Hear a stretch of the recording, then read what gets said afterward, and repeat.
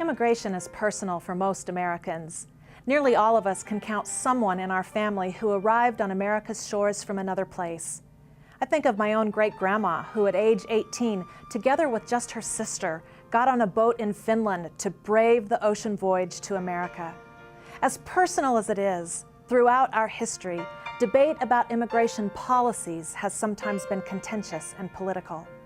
This is one of those times. I think, though, that we disciples, a movement for wholeness, can go a different route.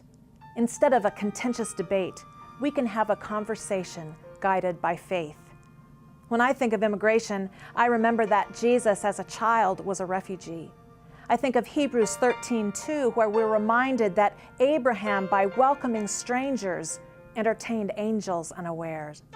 I think of Genesis 1 and 2, where God creates all human beings as one family. But today, members of that family are suffering from an outdated tangle of immigration laws that are hurting children and families and churches. Recently, I convened a group of disciples leaders to talk about immigration and our disciples' witness. It seemed the natural thing to do. We disciples started as an immigrant church. In the last decade, God has again blessed our new church movement with new first-generation congregations.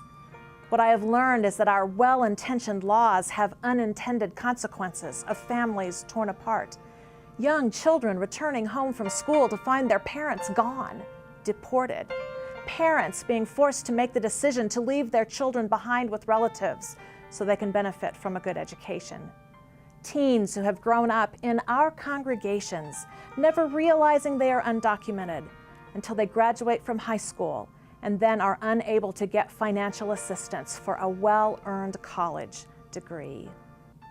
I invite you to become involved in the conversation. Resources can be found on our Disciples, Refugee, and Immigration Ministries website.